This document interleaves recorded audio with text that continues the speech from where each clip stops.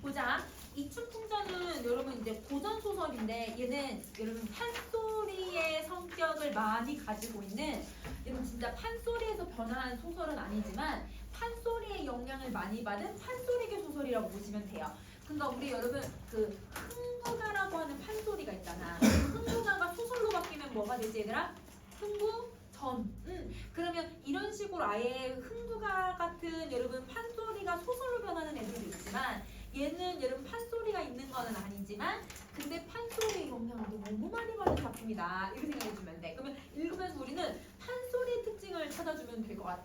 자 그럼 봐보자. 숙종시절 여러분 구체적인 시절을 표현을 하고 있는 거죠. 그래서 이렇게 구체적인 시간을 제시하고 있어.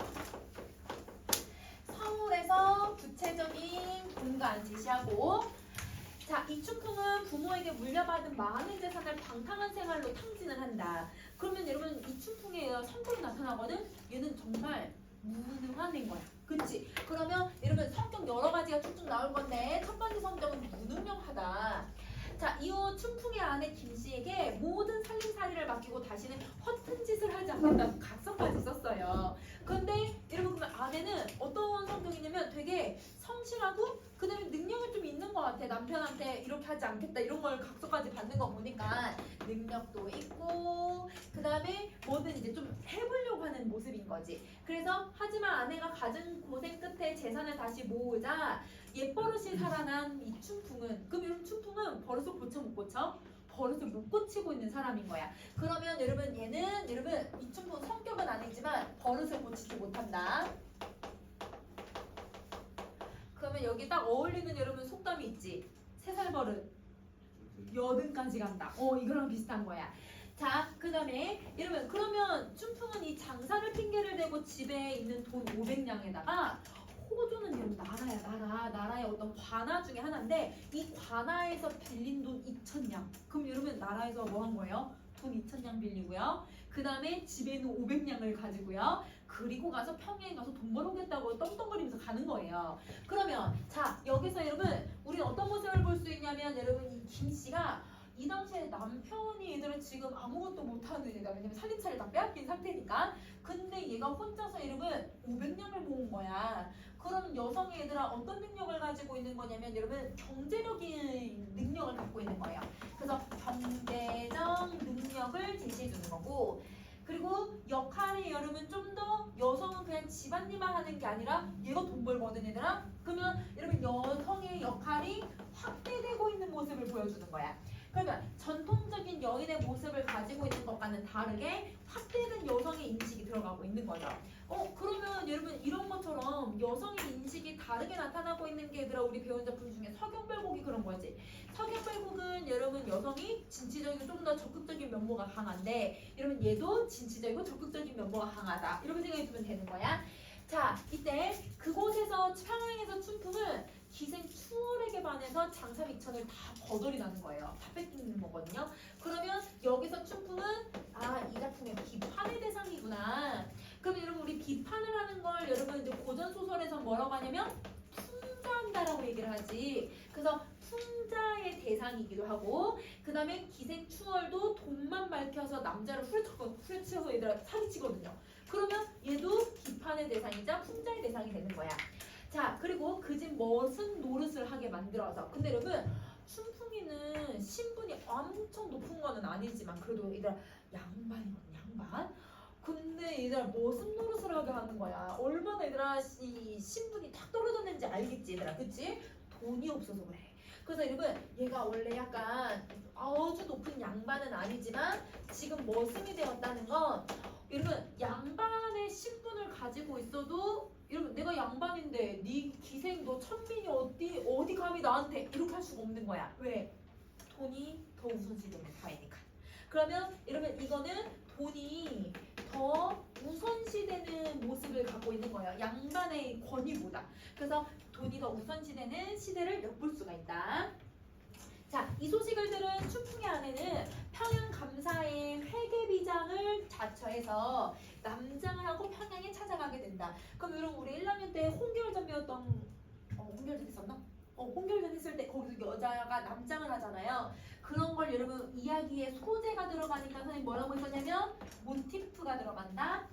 자, 이러면 남자 모티프를 사용을 했을 때 여성이 사회 진출에 훨씬 더 유리하죠. 왜냐면 여성이 사회 진출하는 거랑 남성이 사회 진출하는 거랑 옛날에는 남성이 사회 진출하는 게 훨씬 더 유리했었거든. 그러니까 그 유리하게 만드는 장치이기도 하고, 그리고 여자도 나도 사회에 진출하고 싶은데 이 욕망을 표현하는 방식이기도 해. 그래서 여성의 사회 진출 욕구를 드러내주는 방식이다 라고 정리해 주시면 돼요.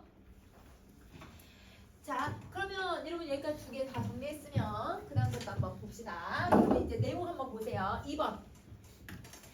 자, 이때 회계비장이, 여러분 회계비장은 누가 남장을 한 애였지? 아내 김씨가. 여러분 아내 김씨가 여러분 남장을 해서 변장하고 간 거예요. 이때 춘풍이 하는 일을 다른 사람에게 단문을 했구나. 여러분 뭐뭐 했구나 라고 하는 건 지금 여러분 서술자가 여러분한테 말을 건네는 방식을 쓰고 있는 거야. 그러면 여러분 지금 여기서 말을 건네는 방식을 쓰고 있는 건데, 여러분 이 말을 건네는 방식을 서술자가 쓰고 있다라는 건 아까 여러분 이 작품은 판소리에서 온 건 아니지만 누구의 성격을 많이 띈다고? 판소리. 근데 판소리는 노래 부르는 창자가 계속 관객들한테 말을 건넬 거거든요. 그러면 이 창자의 말투가 소설에 남아있는 거네. 그치? 그러면 이거를 여러분 판소리 창자의 말투가 들어간다라고 해서 창자투라고 얘기를 하는 거야. 이런 문체를 쓰는 거야.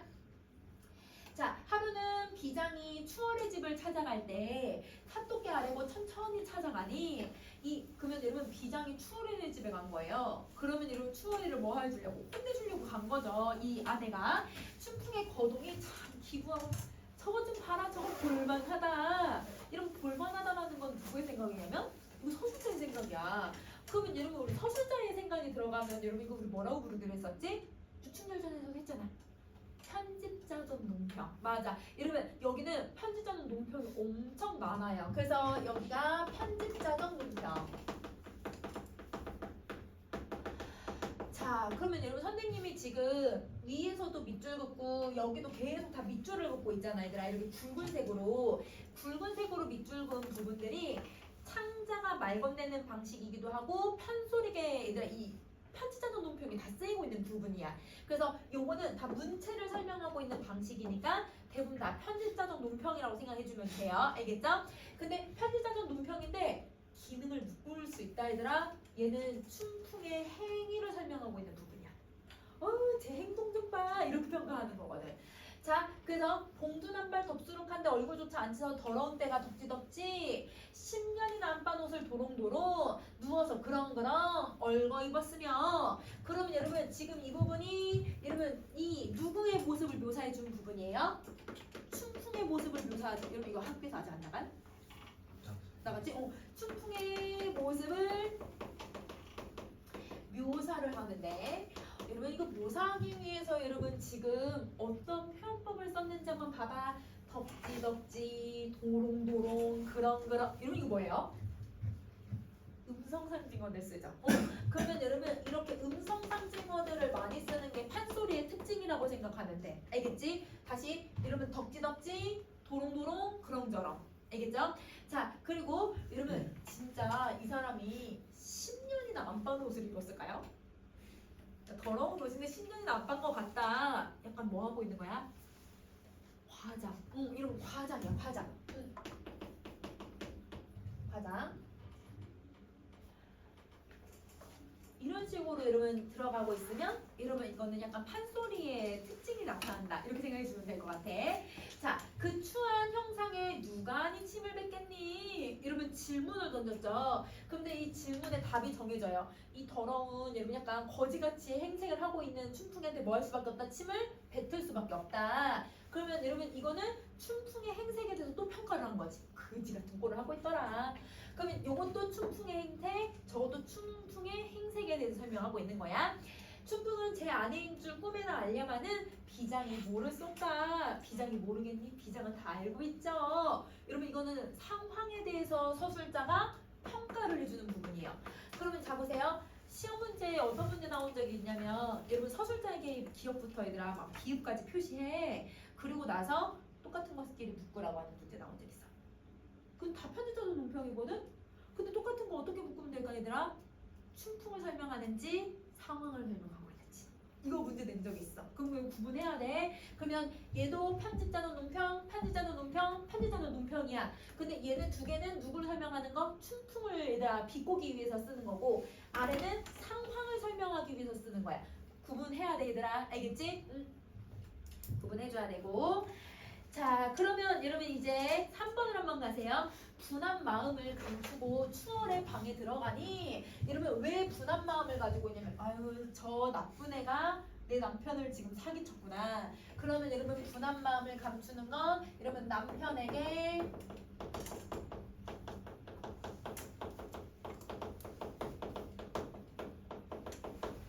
이거랑 그리고 지금 남편 꼬라지 좀 보세요. 남편 꼬라지가 아닌데 그지 꼬라 하고 있잖아요. 그쵸? 남편을 이렇게 만든 추월이에 대한 여러분 불만인 거야.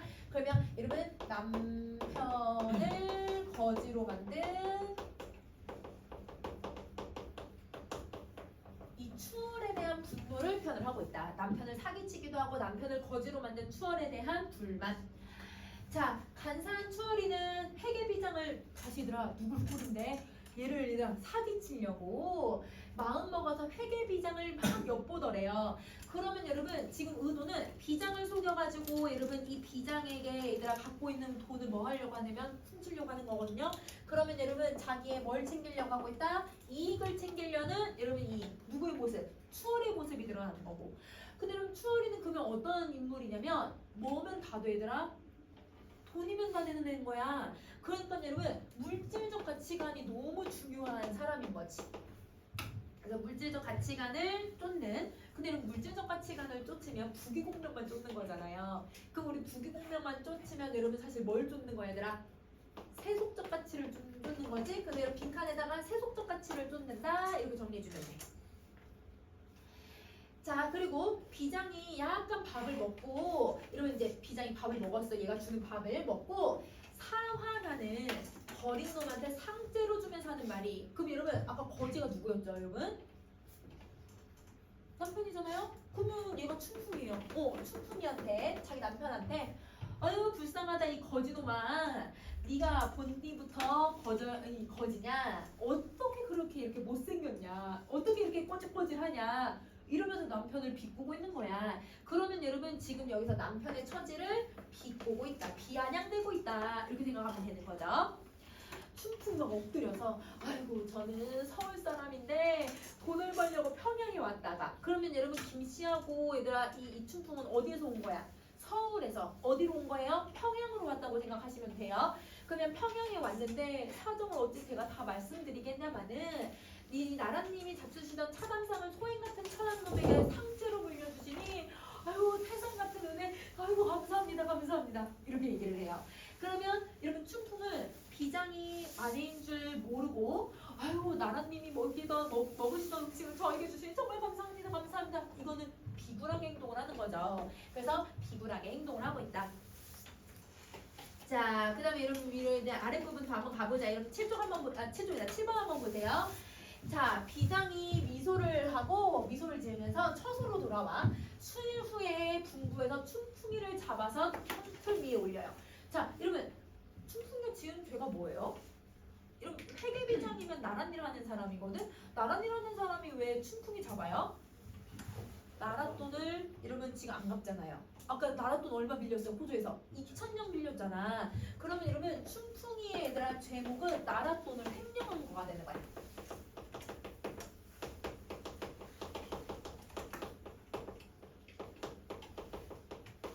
나랏돈 안 갚기 이게 횡령이거든. 횡령.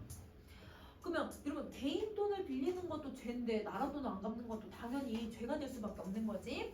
자 이놈 들어라. 너 들어라. 너 춘풍이냐. 너는 웬 놈으로 막중한 나랏돈 호주돈을 빌려 쓰고 평양장사 내려와서 4, 5년이 지나가는데 1푼 상납 아니하기로. 어떻게 4, 5년이 지났는데 너 어떻게 돈을 안 갚을 수 있어? 근데 여러분 상식상 여러분 돈을 빌렸으면 원금은 못 갚아도 뭐는 갚아야 돼요? 이자는 갚아야 되잖아요. 이자도 안 갚는 상태인 거예요. 그래서 호주에서 공문을 내려와서 너를 잡아 죽이라고 했으니 너는 죽기를 사양하지 마라. 너는 죽을 각오 해라. 이렇게 혼을 내고 있는 거야. 자, 그러면 여러분 지금 여기서 이러면 이 추풍에 대해서 여러분 이제 죄를 뉘우치라고 이제 이 죄목을 하나하나 제시하고 있는 거죠. 사령이 그 호령을 해서 각별히 쳐라. 매우 쳐라라고 얘기를 하는 거야. 자, 이렇게 하니 사령이 매를 들고 10여 대를 중장을 하니 근데 여러분 혹시 맞아본 적 있어요? 얘들아 옛날 여러분 그 옛날 그런 뭐라고 그러지? 민속촌 같은 데 있잖아요. 그런 데 가서 형틀 같은 거 있거든요. 그거 혹시 맞아본 적 있어요? 졸라 아파요. 저희가 진짜 너무 아파요. 선생님이 얘들한테 중학생 때가 고등학교 1학년 때가 어디 수학이 아니었는데 뭐 이제 무슨 소풍인가 뭘로 갔어. 성은 미투톤인가 거기 갔는데 거기 이게 있어. 거기서 애들을 가위바위보에 가서 진 사람 엎드려가지고 맞기로 했는데 내가 엎드렸거든. 내가 져가지고 엎드렸는데 와 한데 그냥 애들도 살짝 이렇게 이 면적이 이렇게 넓으니까 너무 아픈 거야 얘들아. 진짜 눈물 쏙 빠지게 아파가지고 그 다음에 다시 또 가위바위보 하자고 하니까 애들 다 도망가더라고. 그래서 여러분 안 막아가자거든요. 여러분 진짜 아파요. 근데 여러분 실제로도 얘가 한 대를 딱 때리잖아요. 한 대를 때리면 여러분 진짜 선생님은 살짝 해도 이렇게 아팠는데 진짜 세게 때리잖아. 3대, 4대 정도 맞다 보면 여러분 이 몽둥이에 살점이 뜯겨 나오더래요. 그 정도로 아파요. 그러니까 여러분 여기가 이 매를 여러분 10여 대를 맞으라고 하는 건 진짜 얘들아 불군의 각오를 하라는 거야. 진짜 세게 때린 거야. 만약에 얘들아 막 형벌이 막 50대, 태형 50대, 80대는 죽으라는 뜻이야.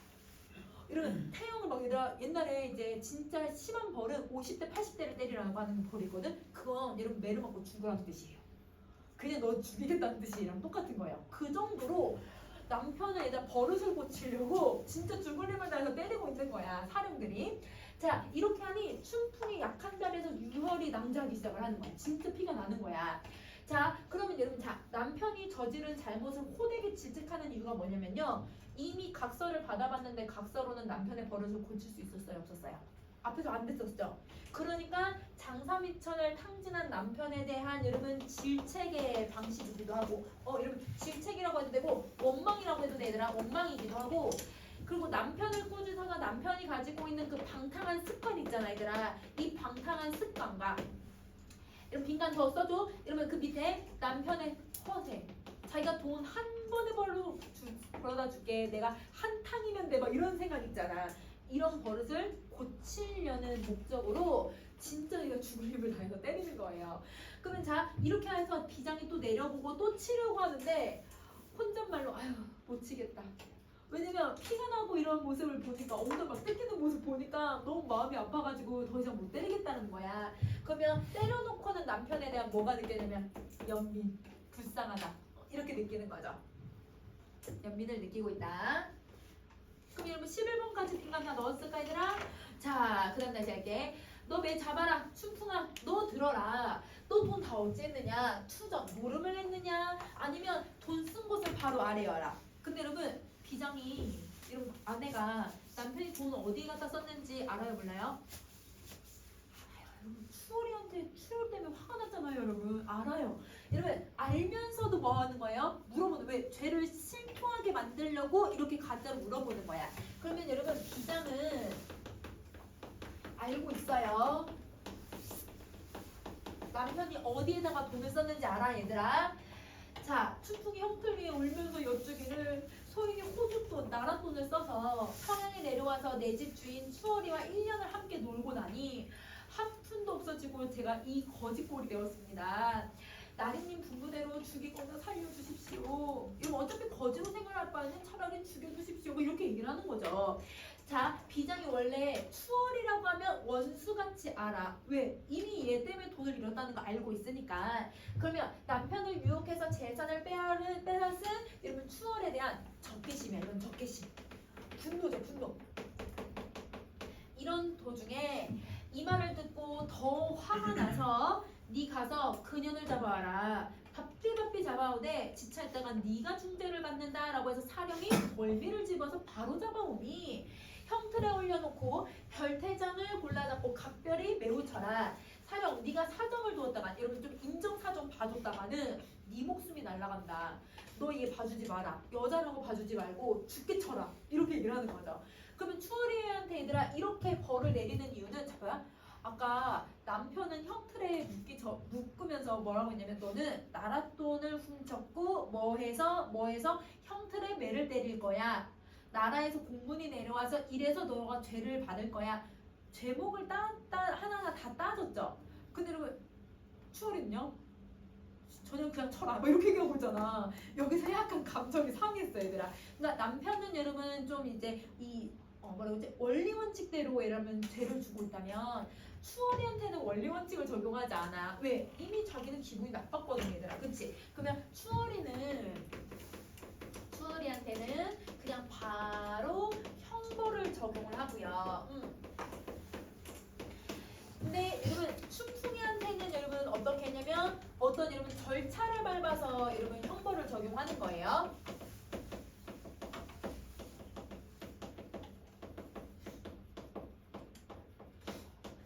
그러면 이거는 여러분 약간 누구의 얘들아 주관성이 좀 들어간 거야. 비장의 즉 김씨의 주관성이 좀 들어갔을 수밖에 없는 거지. 자 이렇게 치고 고찰하니 둘을 치고 고찰한다. 표를 매마다 표 하나하나 세면서 10여 대를 중장하며 이년 밥비 다짐해라. 이러면 얘들아 뭐 얘기도 안 들어주고 연민도 없어. 아까 자기 남편은 10여 대 때리고 못 치겠다 이렇게 해놓고는 인연이 얘들아 맞든 안 맞든 계속 때리라고 얘기를 하고 있잖아요. 자 그 다음에 호령이 서리같이 하는 말이 네 죄를 알겠느냐? 추월이가 역주대 춘풍이 가져온 돈 소녀가 어찌 알겠습니까? 그러면 추월이도 되게 독한 년이에요. 왜요? 아까 근데 한 대 맞아도 너무 아프다고 했는데 이 10여 대를 맞았는데도 아직도 어떻게 해요? 발뺌을 해버리잖아요. 거짓말을 하잖아요. 춘풍이도 자기 모르겠는데 이렇게 얘기를 하잖아. 그러면 여러분 여기서 추월은 자신의 저지른 이 죄를 부인하고 있구나. 그러면 여러분 이 추월이는 어떤 성격이라는 게 너무 잘 드러나냐면 이렇게 얘들아 맞더라도 돈에 대한 집착을 내리지 않는 거야. 돈에 대한 집착, 돈에 대한 욕심 두 개 쓸 거예요. 자, 그리고 이 말을 듣고 비장이 화가 나서 아니 여담절각이라고 하는 말을 네가 아느냐? 이러면 여담절각? 여러분 너의 집에 담이 않았으면 내 소뿔이 부러지겠느냐? 여러분 책임 전가하고 있는 걸 얘기를 해. 그러면 너 때문에 여러분 이 춘풍이가 돈을 잃었다는데 너는 죄가 아무것도 없니? 이런 식으로 물어보고 불같은 호주돈 나랏돈을 영문이 이렇게 물어주랴 아니면 본관 사토에서 물어주기시겠냐 아니면 백성들한테 빼앗을까? 네가 내야지 이렇게 얘기를 하는 거예요. 너 이 지경이 됐는데 지금 무슨 지금 부인을 하고 있니? 너 이미 죄가 다 밝혀졌어 이렇게 얘기를 하고 있는 거야. 자 그러면 여러분 지금 부인하고 있는 이 행동을 여러분 지금 얘는 뭐 하고 있는 거냐면 비꼬고 있는 거죠. 혼을 내고 있는 거예요. 질책을 하고 있다. 질책을 하고 있다. 자 27번 가자. 굴레등이 두 눈을 부릅뜨고 형장 몽둥이를 더 높이 들어서 이 때릴 준비를 또 하고 있는 거죠. 백일청천 여러분 이 맑은 하늘에 벼락치듯 이런 뭐뭐 하듯이라고 했으니까 이거 무슨 표현법이야? 지규지 만첩청산이 울리듯 얘는 온 산이 울리듯 무슨 표현법이야? 지규지 금장 소리를 호통치면서 하는 말이 여러분 금장의 뜻을 봤던 여러분 죄인에게 죄를 물을 때 쓰는 여러분 형구를 얘기를 해요. 그 형구 소리 호통치면서 하는 말이 근데 그러면 여러분 매를 때리는 소리가 어떤 소리라는 거예요? 온 산이 울릴 정도로 큰 소리? 매를 때리는 소리에다 벼락치는 소리랑 똑같다는 거잖아. 그러면 살살 때렸다는 거야? 정말 세게 때렸다는 거야? 세게 때렸다는 뜻이에요. 자, 근데 여러분 이렇게 세게 때렸다라고 하는 게 직유이기도 하지만 사실 정말 산이 울릴 정도로 때릴 수가 있어 얘들아. 이거 무슨 표현이야? 과장도 계속 써. 그러면 여러분 이렇게 직유랑 과장 이런 과장적인 표현들을 여러분 많이 쓰는 게 옛날 작품들의 특징이라고 생각해주면 돼. 자, 네가 모두 너의 죄를 자백하지 않으면 너 우선부터 너 죽이겠다. 이렇게 주장으로 지르면서 50대를 중장한대. 얘들 아까 50대면 선생님 아까 뭐 하는 거라고? 매먹고 죽으라는 의미랑 똑같다고 했죠. 자, 그래서 밥비다지 못하겠느냐? 서리같이 호령을 하니 추월이가 기가 막혀 혼백 얘들아 이 영혼이 날아간 것처럼 혼미 중에 겁내서 죽기는 싫으니까 애걸하기 시작을 했대. 아이고 살려주십시오 나라님. 살려달라고 얘기를 하기 시작을 하는 거야. 그러면 이러면 추월이가 뭘 했냐면 아까 부인하던 태도에서 애걸복걸하고 있는 행동이니까 태도가 변화가 생기는 거죠. 그러면 태도 변화는 이런 부인하고 발뺌하고 있었거든. 뻔뻔하게 행동을 했었는데 이제는 이러면 비굴하고 애걸복걸하고 있다. 이렇게 정리해주면 돼. 비굴하고 애걸복걸한 행동을 하고 있다.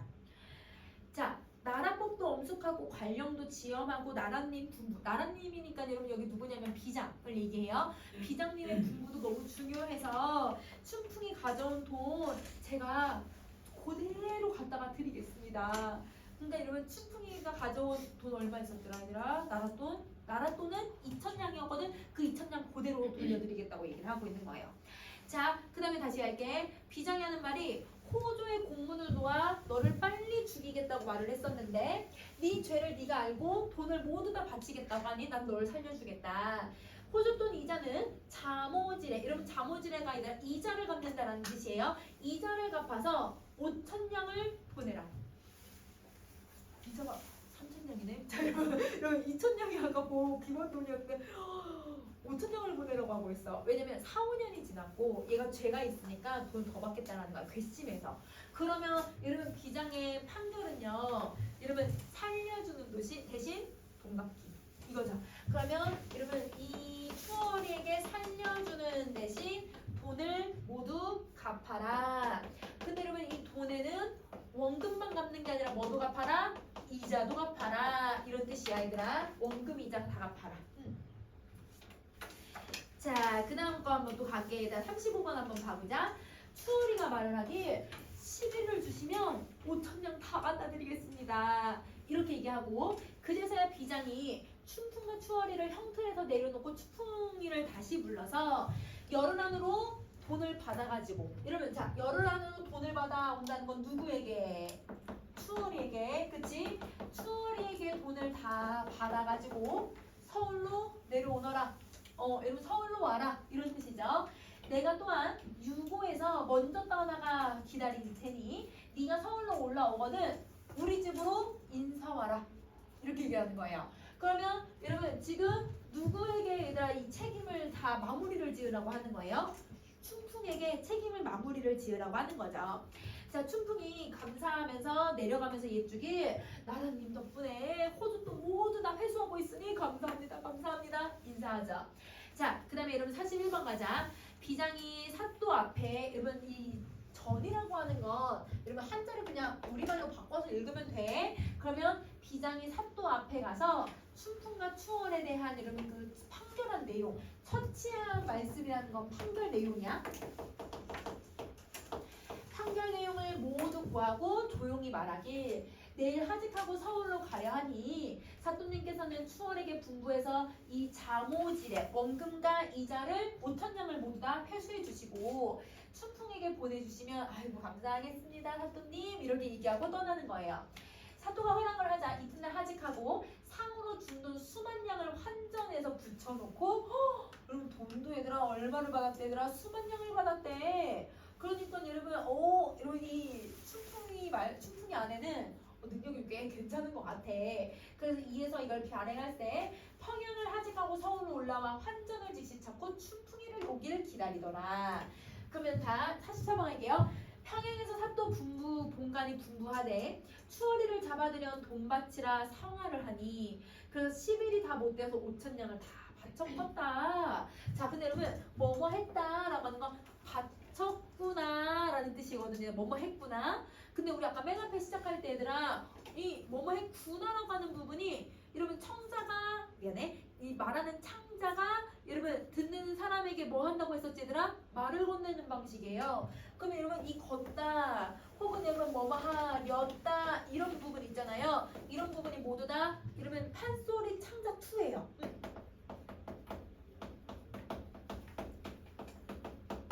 이게 판소리 창자 2야. 그럼 판소리 창자 2가 들어가니까 그러면 여러분 이런 부분은 말을 건네는 방식 계속 쓰고 있다는 거 알겠지? 독자한테 말을 건네는 방식을 계속 쓰고 있다. 춘풍이가 돈을 싣고 서울로 올라갈 때 춘풍이 안에 문 밖에서 썩 나서서 춘풍의 손을 부여잡고 아유 그리 어디 그리 더디 오던가 장사에선 이익이 좀 많으셔서 좀 편안히 잘 다녀오셨습니까? 그러면 여러분 남편에게 얘들아 아내가 하는 말은 아내가 얘들아 다 뭐한 척하고 있어요? 모르는 척하고 있네요. 그러면 김씨는 모른 척을 하고 이러면 남편에게 얘들아 말을 하고 있는 거야. 알겠지? 자, 그 다음에 다시 춘풍이 반기면서 그 사이 너 잘 있었냐? 그러면 하고 12마리 실어온 돈을 장사에 남긴 듯이 여기저기 들여다놓고 의기양양하는구나. 근데 여러분 지가 번 돈이 아니잖아요.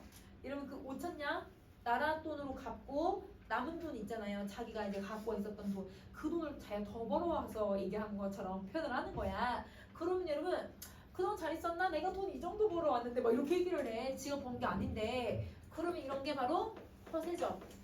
허세를 부리고 있는 거고. 근데 여러분 겉으로는 아까 앞에서 어떻게 했어? 저 평양에서 아이고 비굴하게 했는데. 근데 여러분 지금 와서 되게 센 척하고 있잖아요. 이러면 겉과 속의 행동들 원래 행동이 잘못 반대로 나타나고 있네. 이런 사람들을 우리는 위선적이다라고 얘기를 하는 거지. 자, 춘풍 아내가 춘풍에게 이렇게 밥상을 가지고 들여오더니 춘풍이 온 교태를 다할 적에 기구하고 참 볼만하다. 이러면 아내가 음식을 해다 갖다 주니까 춘풍이가 얘들아 막 기분 좋아하는 이 꼬라지가 참 볼만하더라. 이렇게 얘기를 해. 이게 여러분 누구의 행동이라고 얘들아?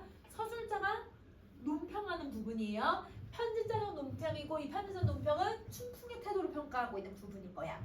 자, 콧살도 찡그리면서 입맛도 다셔보고 젓가락도 휘저으면서 하는 말이 그러면서 여러분 밥을 막 얘들아 막 먹을 때 아유 우리 아내 밥 그리웠다 이렇게 하면 좋은데 뭐라고 하냐면 아유 평양집이 훨씬 더 낫다 뭐 이런 표현을 할 거야. 자, 그러면 여기까지 정리했으면 여러분 오른쪽에 우리 아까 빈칸 안 넣은 거 있었죠 여러분? 자, 7쪽에 빈칸 한번 보세요. 자, 여러분 문제를 해결했어요. 이 문제는 누가 해결한 거예요? 김씨가. 그렇지. 그러면 여러분 이 지시는 여러분 김씨가 여러분 남편에게 지시를 내려서 마무리를 짓게 다시 시키고 있고요. 이걸 과정을 통해서 여성의 능력이 발휘되고 있었다는 걸 보여주기도 하고 그리고 여러분 여성과 남성의 얘들아 지위가 역전되는 모습을 보여주고 있네. 우리 대부분 여러분 고전 소설들 보면 여성들은 여러분 보호받아야 되는 대상 그리고 여성들은 약간 여러분 이제 부수적인 존재로 등장을 하고 남성들은 영웅적인 면모랑 위기를 극복해주는 존재로 표현을 하잖아요. 근데 여기서는 위기를 여자가 해결하고 남자가 그 마무리를 짓고 있는 거야. 그러면 여러분 지위가 역전되는 모습을 보여주지. 그러면 여기서 이걸 통해서 우리는 어떤 효과를 얻을 수가 있냐면 당연히 여성들의 입장에서 통쾌한 모습이 있을 거야. 그치? 당대 여성들에게는 통쾌한 여러분 모습을 보여줄 것이고 두 번째 자 이런 부분에서 여기 이 과정에서 김씨의 면모가 너무 잘 드러나거든요. 김씨의 어떤 면모가 잘 들어가냐면 지혜. 여러분 남정을 해가지고 여러분 남편의 문제를 해결할 거라는 걸 누가 알았겠어, 그치? 그리고 지혜, 그리고 여러분 물론 감정적으로 좀 반응한 부분이 있어. 왜냐면 얘는 추월이 더 때렸잖아요. 그렇지만 그래도 최대한 이성적인 판단을 하거든. 그러면 이 이성적인 판단을 엿볼 수가 있다. 그러면 김씨의 지혜나 김씨의 이성적인 판단, 행동들을 우리는 좀 찾아볼 수 있더라. 이렇게 생각해주면 되는 거야. 자, 여기가 정리 다 했으면 여러분 8쪽으로 갈게.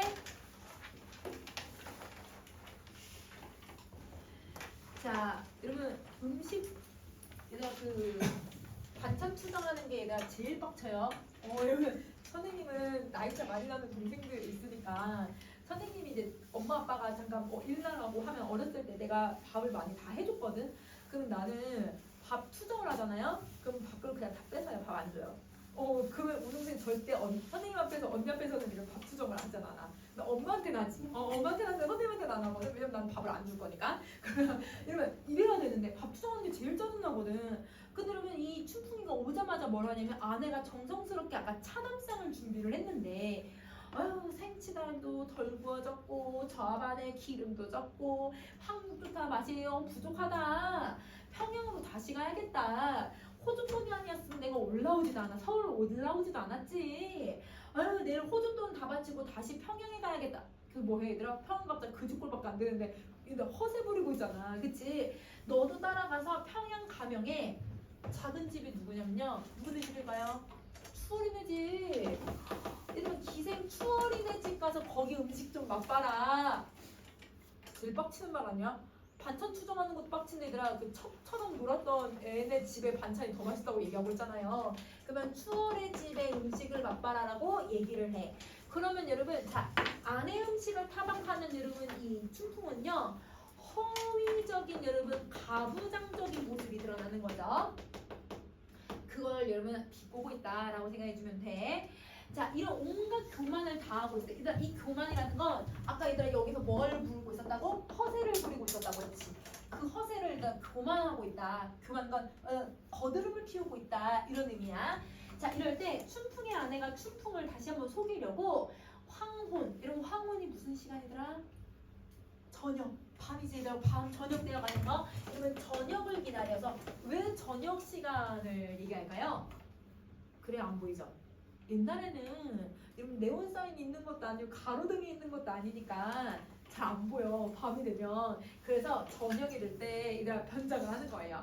자 저녁을 기다려서 여자 의복을 벗어놓고 기장 의복을 다시 입고 흐들거리면서 들어오더래. 그럼 다시 여러분 무슨 모티프를 쓴 거야 얘들아? 남장 모티프를 또 쓴 거야. 그치?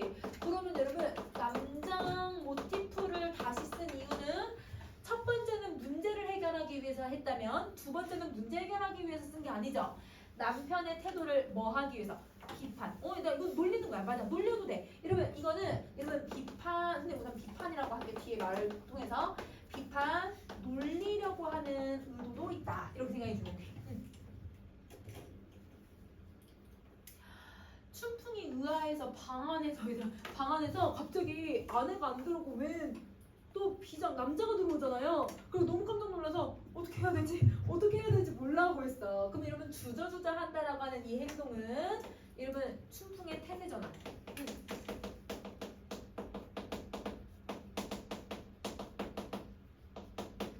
자 아내한테는 여러분 어떤 모습이었냐면 거드름을 피우고 있었잖아. 거드름을 피우고 있었는데 얘들아 이 비장이 나타나니까 바로 어떤 행동을 하고 있어. 얘들아 어떻게 해야 될지 몰라 한다는 건 비굴한 행동을 하기 시작한다는 거거든. 이렇게 바뀌는 거야. 비굴한 행동으로 바뀌어. 자 비장이 호령하면서 평양에 왔던 일들을 생각해라. 네 집에 왔다 한들 너 왜 이렇게 거만해졌냐. 네가 지금 네 집에 왔다고 너 거짓거리였던 거 생각해봐. 어디 감히 이렇게 거만하게 굴어? 이렇게 얘기를 하는 거예요. 자, 이 춘풍이 그제서야 자세히 보니 과연 평양에서 돈 받아주던 회계비장이더라. 깜짝 놀라면서 문 밖에 뛰어내려 문 안에 여쭈대. 회계비장 하는 말이 평양에서 봤던 매가 얼마나 아팠더냐? 라고 물어보니 춘풍이 말하길 아유 어찌 아프다고 얘기하겠습니까? 이거는 서인이 나라님이 주신 상이었습니다. 너무 아부하네요 여러분. 아팠는데 아프지 않았대. 상이었대. 그러면 춘풍의 태도가 얘들아 어떤 태도냐면 이건 아부죠. 아부. 그러니까 비굴하다라고 선생님이 쓰는데 이 비굴한 이유는 아부를 하고 있기 때문인 거야. 그런데 여기서는 그러면 얘가 이 사람한테 잘 보이고 싶은 거잖아 얘들아. 이 비장한테는 아내한테는 안 그래도 된다고 생각하는 거고. 그럼 여기서 춘풍의 기회주의적인 성격이 잘 드러나는 거야. 기회주의적 면모가 잘 드러난다. 여러분 보면 버릇이 고쳐진 거야 안 고쳐진 거야? 안 고쳐진 거야 얘들아. 기회주의적인 면모는 돈이 있으니까 바로 갖다 쓰고 돈이 있으니까 돈 벌겠다고 또 바로 가져가고 이런 모습이야. 그런 모습이 아직도 남아있는 거죠. 자 그 다음에 여러분 58번 보세요. 평양에 떠날 때 너에게 내가 말하길 돈을 싣고 서울에 올라오거든. 어디로 오라? 우리 집부터 들리라고 했는데 소식이 없어서 내가 매일 너를 기다리다가 마침 남산 밑에 방 쓴 때에 술을 먹고 내가 대치해서 그 종일 놀고 있었는데 네가 왔단 말을 듣고 네 집에 왔으니 흰죽이나 쏘줘라. 왜냐면 내가 술을 취했으니까 술 깰 수 있게 흰죽이나 써줘라. 이렇게 얘기를 한 거예요. 그러면 여러분 춘풍을 여러분 죽을 써달라는 건 놀리려고 하는 의도가 있는 거죠. 그러면 여러분 대부분 음식은 여자가 해요, 남자가 해요? 여자가 해야죠. 옛날에는 그쵸? 그러면 여러분 음식을 하려면 여러분 아내가 필요해요. 근데 여러분 지금 비장이 아내잖아요. 그러니까 아내가 없다라는 걸 비장이 알아요, 몰라요? 알죠? 왜냐면 지금 춘풍이한테는 아내가 지금 사라진 상태니까. 그러니까 아내가 필요한데 음식을 하라고 했으니까 이 음식을 누가 해야 되는 상황이야, 얘들아? 춘풍이가 해야 되는 상황인 거지.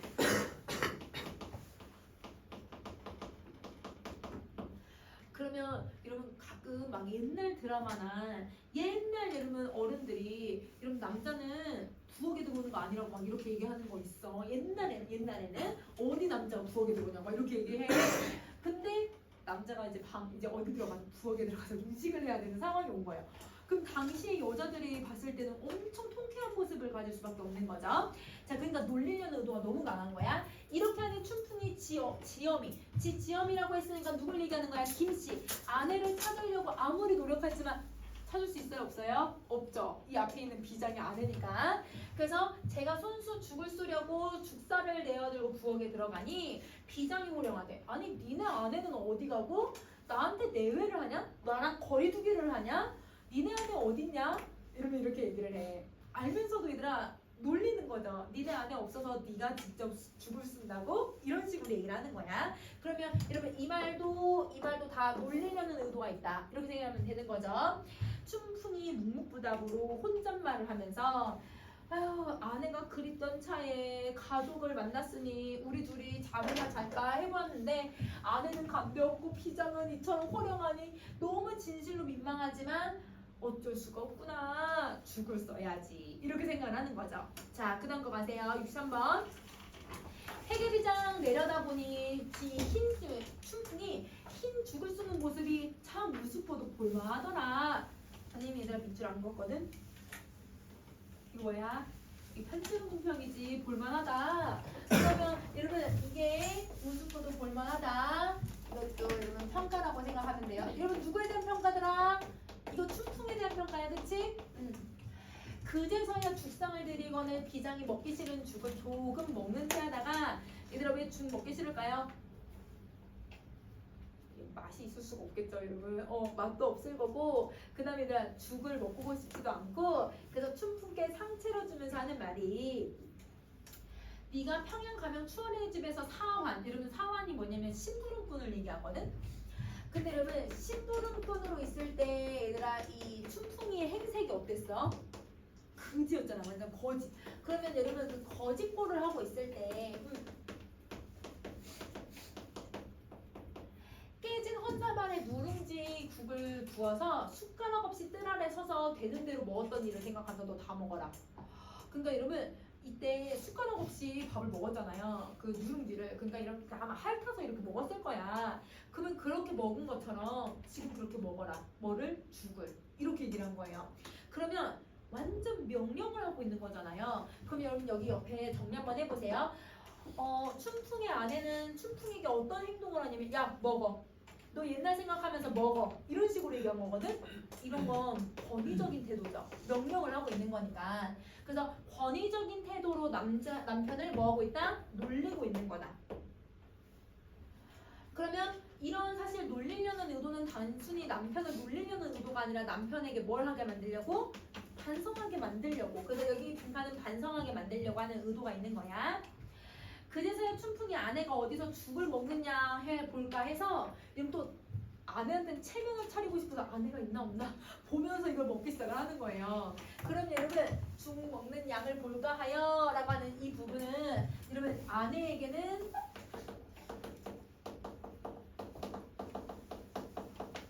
체면을 차리고 싶은 거야. 그러니까 이 사람은 체면도 너무 중요하고 다른 힘센 사람이 있으면 비굴하게 구는 것도 좋아하고 기회주의적이고 되게 성격이 되게 다양하다. 그치? 자, 얼른 먹는지라 그때서야 춘풍의 아내가 혼잣말로 이런 거동을 보면 누가 아내 보고 웃을까? 이런 행실이 저라니 어디 가서 사람으로 보일 수 있을까? 내 남편이지만 아니 아무튼 속이기를 더하자니 차마 웃겨서 못하겠다. 이런 거를 보려면 아 나 혼자 보는 게 너무 아깝다. 이렇게 얘기를 해요. 그러면 아내가 얘들아 이런 식으로 얘기하는 건 남편의 얘들아 권위가 어떻게 해야 될 수밖에 없어. 실추할 수밖에 없어. 그러면 여기 얘들아 남성 중심 사회 그리고 여러분 남성의 얘들아 여기 가부장적인 권위가 실추 여러분 실추라는 건 추락한다는 뜻이야. 권위가 추락하더라. 이런 거동 저런 거동을 다 본 후에 회계비장 의복 벗어놓고 여자 의복으로 다시 입고 나서면서 그럼 여러분 환복을 했다라는 건 옷을 벗었다는 건 여러분 뭘 하고 있는 거야? 정체를 드러내는 거지. 그치? 정체를 드러내더라. 그러니까 여러분 지금 춘풍이는 어떤 상태더라?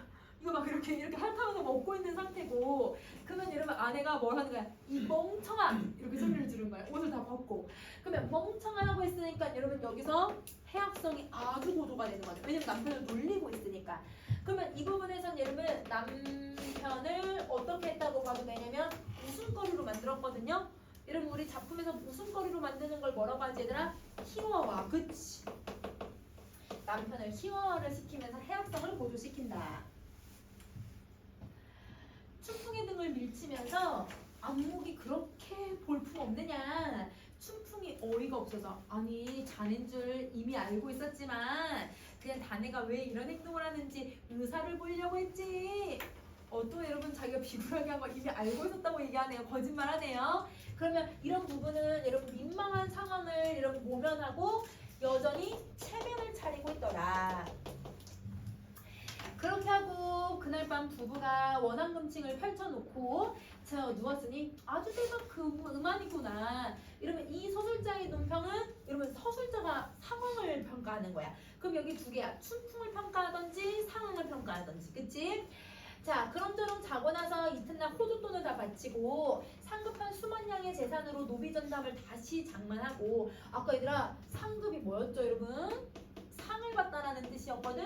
여러분 회계비장이 나라 돈을 여러분 이렇게 받아다주는 일들을 했었나봐. 그러니까 나라에서 상금을 준 거야. 자 그래서 의식이 풍족해지고 유자 생녀 자식을 낳고 화목하게 평생 활하기 좋구나. 그런 것 없이 잘못된 거 없이 편안하게 지냈구나. 그러면 여러분 뭐뭐 했구나 라고 하는 것도 서술자의 개입이에요. 그러면 이 서술자의 개입은 여러분 요거는 뭐 했구나 라고 하는 건 뭘 보여주는 거야? 상황을 평가하는 거지. 그러면 결말이 얘들아 행복하게 잘 지냈으니까 무슨 결말이 나와야 돼? 행복한 결말 나와야 해. 그러면 이때 김씨의 태도가 나타나. 김씨는 이런 부조리하고 그냥 나쁜 남편을 버려요. 남편을 포용하는 거예요. 포용하죠. 받아들여줘요. 그쵸? 남편의 잘못이나 남편의 문제점을 받아들이고 있구나. 이렇게 생각을 해주면 돼. 빈칸 없지만 써줘야 돼. 자, 대체로 대부분 여자로서 손수 남북하고 회계비장으로 내려가서 추월도 다스리고 춘풍 같은 낭군이 어떤 낭군이야 얘들아? 거짓말하고 이런 능력도 없고 여러분 허세만 쩔고 이런 남편을 데리고 와서 호주돈도 수세 여러분 수세라고 하는 건 여러분 다시 반납하다라는 뜻이에요. 돈을 반납하고 부부들이 평생 동안 함께 살았으니 만고로 해로하는 건 여러분 행복하게 지내다 보니 대강 기록해서 후세 사람들에게 전하니 만일 여자가 되거든 이런 식으로 살아봐라. 누구처럼? 이 춘풍의 아내처럼 한번 살아봐라. 이렇게 얘기를 해. 그러면 춘풍의 아내를 본받도록 여러분 뭘 한 거냐면요. 권유를 하고 있는 부분이에요. 그러면 이 부분은 여러분 서술자에게 즉 여러분 편지자는 논평이 들어가긴 했는데 이 편지자는 논평은 여러분 누구 사건이나 인물을 평가하는 게 아니라 이렇게 해라 해서 독자한테 뭐 하고 있어? 말을 건네는 방식을 쓴 거야. 권유를 하고 있잖아. 그치? 그래서 이 부분은 독자에게 권유하는 방식, 말 건네는 방식을 사용을 하고 있다. 이렇게 생각해 주시면 돼요. 자, 그러면 옆에 얘들아 춘풍의 아내의 성격이 나와. 춘풍의 아내는 여러분 여러 가지 성격을 가지고 있지만 가장 두드러지는 성격은 적극적이고 그리고 자기가 문제를 해결하려고 하는 진취적인 모습을 가지고 있어요. 그러면 왜 아내의 성격을 이렇게 설정했을까? 그러면 이걸 설정한 이유만 정리할게 얘들아. 그러면 설정한 이유는 이러면 이 당시에 가부장적 질서가 있잖아요. 그러면 이 가부장적 질서라든지 이러면 아까 춘풍의 신분이 뭐라고 했더라? 양반. 응. 근데 양반이 능력이 있어 없어? 없지. 무능한 양반이야. 그러면 무능한 양반의 위선을 비판하려는 의무. 그래서 설정했다. 이렇게 정리해주면 될 것 같아. 가부장적 질서, 그 다음에 이 무능력한 여러분 이 남편의 행동을 비판하려는 의도를 가지고 있다. 이렇게 생각해 주시면 돼요. 그러면 얘들아 잠깐 쉬는 시간 하고 뒤에 판소리계 소설 특징이랑 남시주고 박시봉막 나갈게. 잠깐 쉬는 시간을 합시다.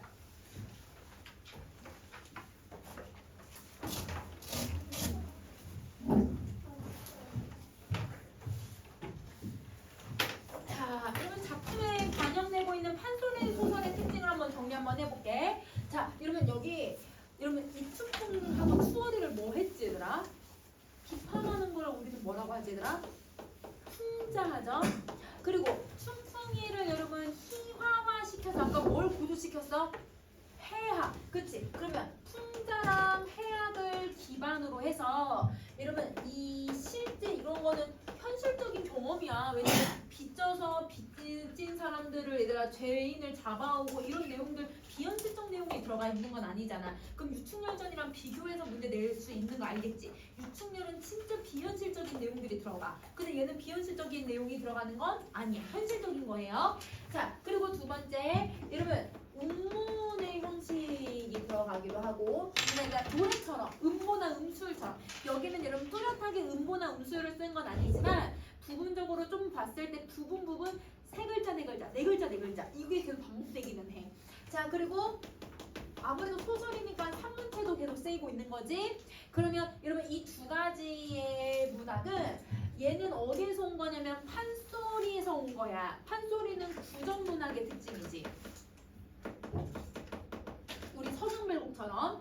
그 다음에 산문체 같은 경우는 여러분 뭐에서 온 거냐면 기록문학에서 온 거란 말이에요. 그러면 기록문학과 구전문학의 특징, 즉 여러분 판소리의 특징이 판소리계 소설로 나타나더라. 이렇게 정리해주면 돼. 판소리가 판소리계 소설의 경향성으로 나타나더라. 자, 그 다음에 대화나 동작 제시를 하기 위해서 여러분 하는 말들이 있었어. 어떤 게 있냐면 뭐뭐 하는 말 아니면 여러분 우리 볼작시면 아까 이런 표현들이 있었지 얘들아. 볼작시면이 무슨 뜻이었어? 제 행동 좀 보자면 이런 거야 얘들아. 뭐뭐의 행동을 보자면 이런 거. 그 다음에 거동고소 이런 말들. 그럼 이런 말들을 사용하면 청자가 계속 쟤 좀 봐봐. 쟤네 행동 거동 좀 봐봐. 쟤네들이 하는 말 좀 들어봐봐. 여러분 계속 이런 말을 건네면서 전개를 할 수가 있는 거예요.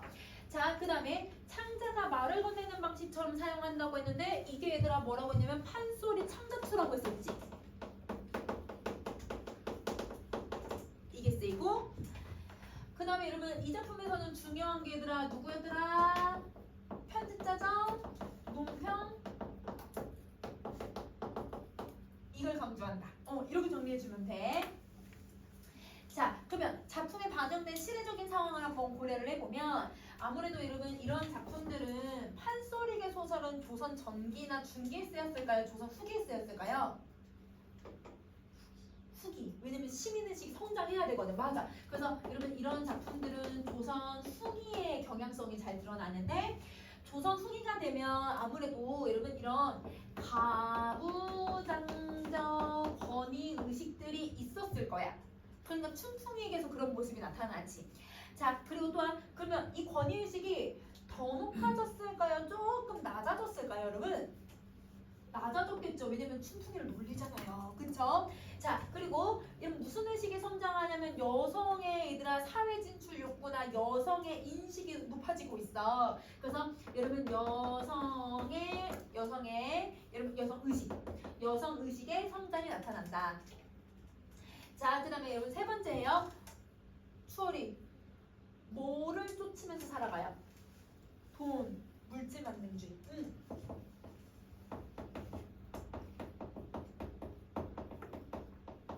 이 세태가 잘 드러나더라.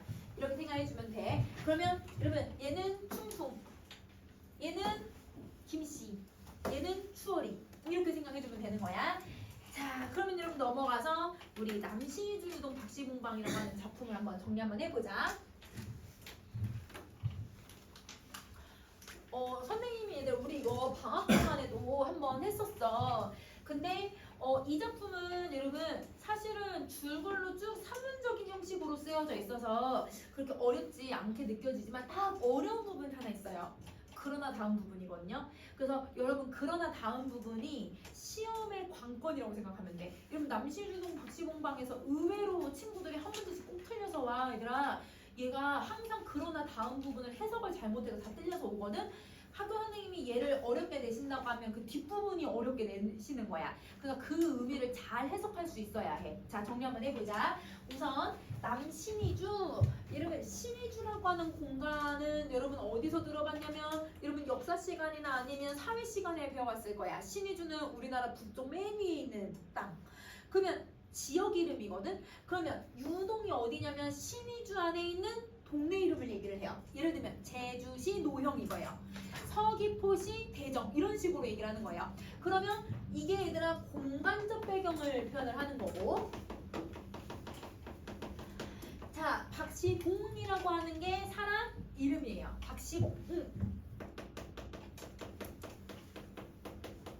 이거고, 자 누구 방이라고 하는 표현은 어떤 표현이냐면 누구네 집 이런 뜻이야. 누구네 집 이런 말.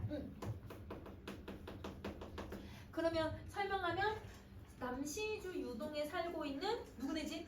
박시봉네 집.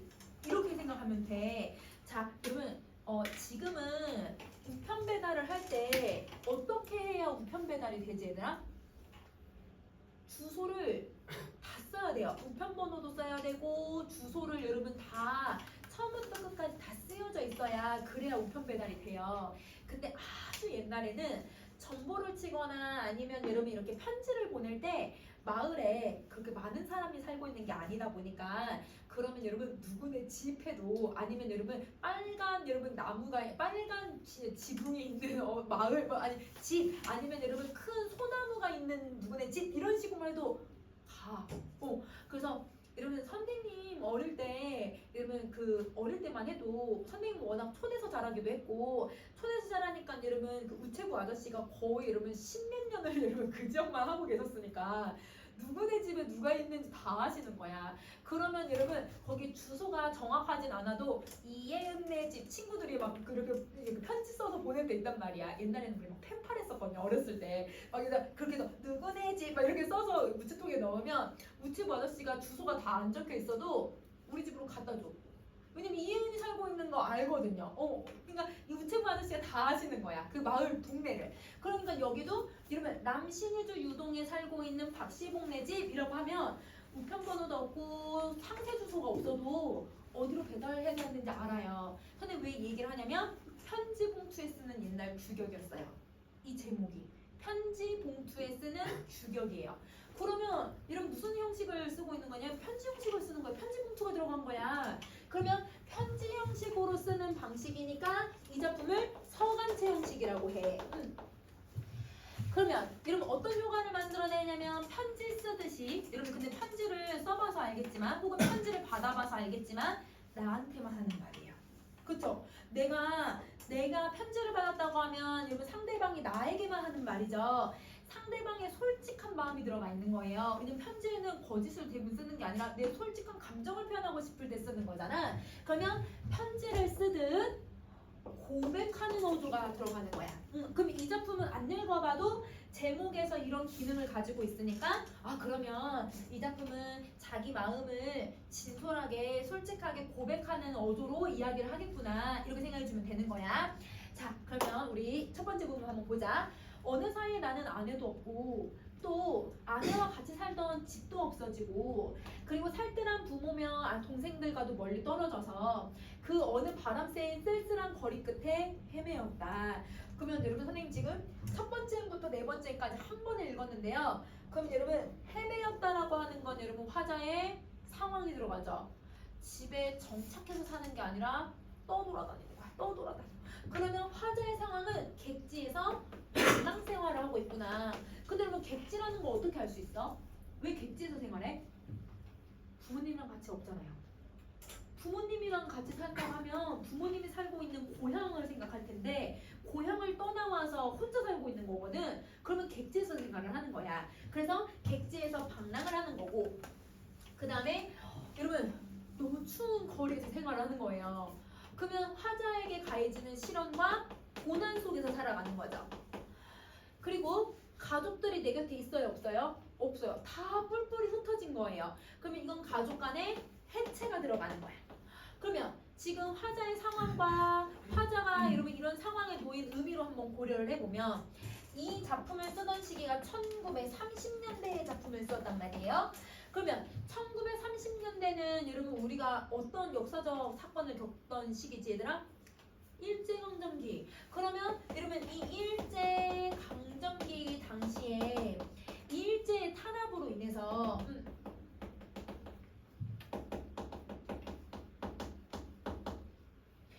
우리나라의 가족 공동체가 무너지던 시기였거든요. 그러면 여러분 가족 혹은 농촌 공동체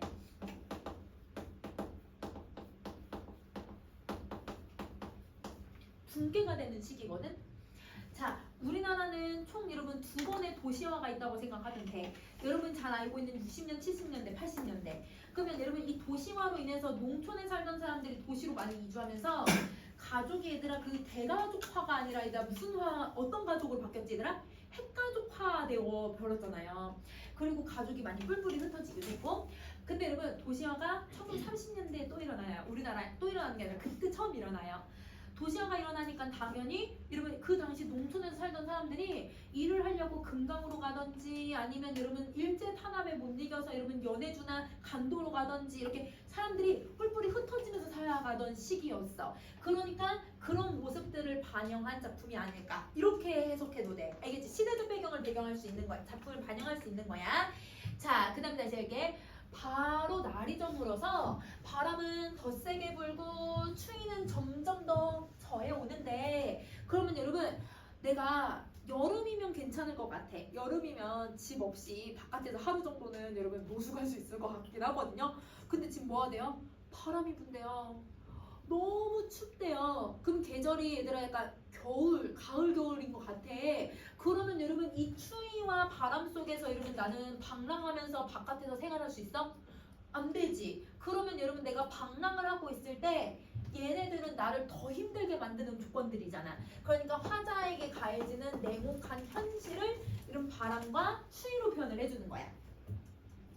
자, 그럼 나는 도저히 여러분 방랑 생활을 더 이상 할 수가 없어서 나는 어느 목순의 질에 헌사, 여러분 초라한 여러분 이런 여러분 뭐라고 하지?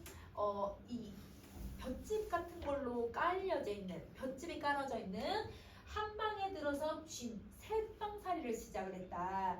그러면 여러분 나는 집을 빌릴 거예요.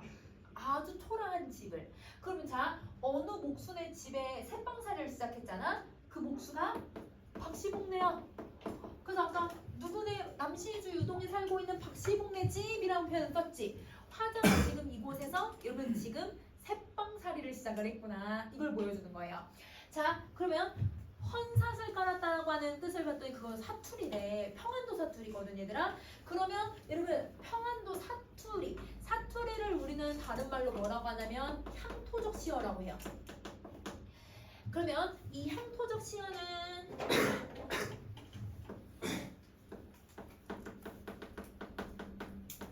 사투리를 쓰는 건데 그럼 여러분 이 당시 이제 백석은 평안도 정주에서 태어났거든요. 그러면 평안북도 사투리를 계속 쓰는 거야. 자기 어렸을 때 사투리인 거야. 그러면 여러분 사투리는 평안도 사투리를 쓰고 있는 거다. 이렇게 정리해줘야 돼. 평안도 사투리를 쓰고 있다. 그러면 아무래도 이런 향토적 시어를 많이 쓰면 쓸수록 사실성, 토속성, 향토성 이런 것들도 표현을 할 수가 있는 거죠. 자, 그다음 이리하여 나는 쓴내나고 춥고 누긋한 방에서. 그럼 여러분 우리 쓴내난다 누긋하다도 축축하다는 뜻이거든요. 얘들아. 그러면 방에 여러분 이런 환기 같은 것도 잘 되지 않고 방이 축축한 거예요. 그럼 여러분 축축하면 뭐가 잘 생기냐면 곰팡이가 잘 쓰거든. 곰팡이가 쓰면 여러분 그 곰팡이 냄새가 있어. 그게 습내난다. 습기 찬 냄새야. 그런 냄새. 곰팡이 껴있고 습기가 가득하고 이러면 쾌적하지 않은 상태죠. 그런 집을 내가 빌려서 낮이나 밤이나 나는 나 혼자도 너무 많은 것들을 생각을 하더래. 그럼 화자는 여러분 지금 방을 빌려서 가족이랑 같이 사는 게 아니니까 그냥 이 방 안에서 혼자 그냥 나 뭐 하면서 살아갈까? 나는 누군가? 막 이런 생각만 하는 거야. 그러면 생각을 하고 있으니까 여러분 무슨 태도를 가지고 있어야 될까? 생각해.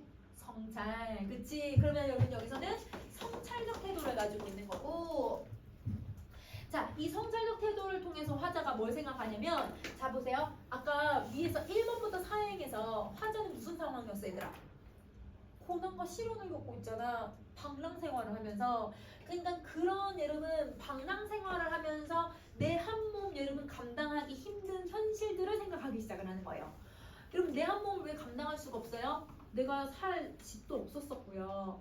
그 다음 내가 얘들아 편안하게 쾌적하게 잘 수 있는 공간도 아니고요. 그리고 가족들과 함께 할 수 있는 공간도 아니거든요. 그러니까 나는 내 한 몸 건사하기도 힘들구나. 나 정말 힘들게 살아가고 있구나라는 걸 생각하기 시작을 하는 거예요. 뭘 생각하는지 이해됐어 얘들아? 자, 그 다음에 다시 디롱배기에 굿떡불이라도 담겨오면 이것을 안고 손을 쬐며. 자, 이러면 아까 날씨가 어떻다고 했었지 얘들아? 너무 추워. 나를 너무 춥게 만든다고 했거든? 추운데 여러분 습기가 차 있는 상태. 그러니까 여러분 우리 습도가 높잖아요. 그럼 더 추워요.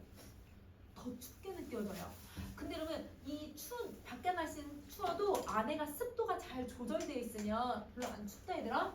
습도가 너무 높으면 추워. 그러니까 여러분 화자는 더 춥게 느껴지는 거야. 그래서 옛날에는 온도를 떼면 되지만 여기 온돌 있을까 얘들아? 새빵살이를 하는데 온돌 같은 거 없어. 그래서 어떻게 하냐면 추워서 여러분 이런 화로를 준비하고 여기 이렇게 숯 같은 거를 나무 장작을 이렇게 불을 쬐어가지고 여기 이렇게 놓는 거예요. 화로를 놓는 거예요. 화로. 그 화로를 디롱배기라고 표현을 해요. 질그릇에 얘들아 불을 담아오는 거. 화로를 준비를 하는 거야. 너무 추우니까. 자, 그러면 이러면 화로를 딱 준비해 놓고 너무 추워서 얘들아 이거를 가까이 이렇게 해서 아유 추워 이렇게 불을 쬐고 있는 상황이지. 자, 불을 쬐면 제우 여러분 한자 별 의미 없는 한자를 이렇게 손으로 쓰는 거예요.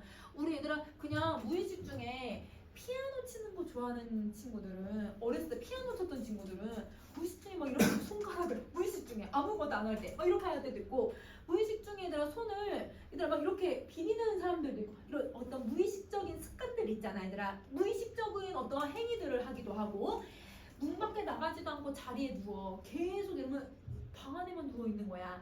그리고 머리에 손깍지 베개를 하고 굴기도 하면서 밖에 안 나가고 머리를 이렇게 하면서 계속 여러분이 집에서 있는 그 모습 그대로 이러면 이게 낮이든 밤이든 몇 날 며칠을 이러고만 있는 거예요. 그러면 일도 안 나가죠. 아무것도 생산적인 일을 하고 있지 않잖아요. 그러면 여러분 화자는 어떤 삶을 살아가고 있냐면 무기력한 삶을 살고 있는 거지. 그러면 여러분 능력이 지금 있어 없어? 능력이 하나도 없어. 그러니까 무기력하고 무능력한 삶을 표현을 해. 그러면 지금 여러분 12번부터 14번까지는 의미가 있어 없어? 의미 있는 행동들이 있어 없어? 의미가 다 없어. 의미 없는 행동들만 나열을 하는 거예요.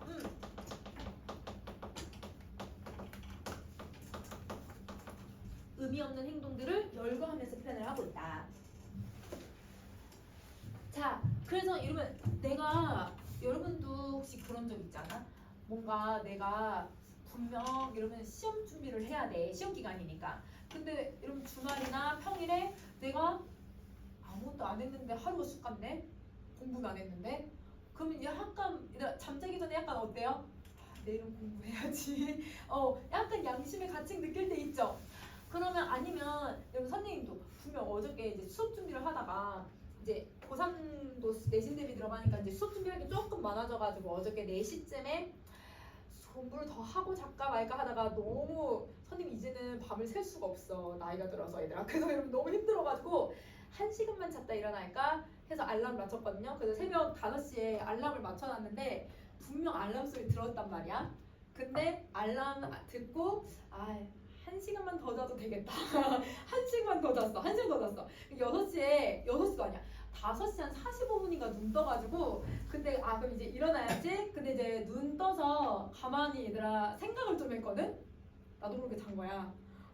자서 눈을 확 떴는데 7시 반인 거예요. 그러니까 7시 반도 일찍 일어났어요. 왜냐면 10시 수업이니까 씻고 준비하고 뭐 해도 일단 시간 남으니까 수업 준비할 수 있긴 한데 근데 너무 뭔가 얘들아 5시 일어나서 딱 7시 반 정도에 딱 끝내고 딱 씻고 하고 나서 딱 준비하고 딱 하면 딱 맞을 것 같았는데 너무 뭔가 아슬아슬할 것 같은 느낌? 그러니까 내가 또 찾아보지 지랄이야. 내가 또 나 혼자 계속 이렇게 생각하는 거야. 나 안 잤으면 그냥 빨리 끝내고 2시간만 더 있으면 빨리 끝내고 조금 더 잤다가 뭐 했을 텐데 이렇게 생각을 하는 거지. 그러면 내가 뭔가 제대로 하지 않았을 때 무슨 걸 하냐면 나는 왜 이러지? 자책을 하게 되거든. 그러니까 화자도 내가 뭐가 의미 없는 행동들을 하고 있으니까 스스로 내 슬픔이며 어리석다라고 생각해. 자기를 자책하는 거야. 그러면 이러면 이걸 난 왜 그랬지? 후회하는 거예요. 난 왜 그러지 하면서도 슬픈 감정을 느끼는 거예요. 그러면 슬픔의 한탄을 느끼면서도 나 스스로를 여러분 후회하고 있는 거잖아요. 그걸 회한이라고 해요. 여러분 자책한다라고 해도 돼요. 나를 자책하고 회한에 후회하는 감정을 느끼면서 여러분 왜 후회하는지 이해돼 얘들아? 여기 회한의 점수가 왜 나오는지 알겠어? 내가 너무 무기력한 아무 행동도 하고 있지 않으니까 그거에 대한 반성인 거야.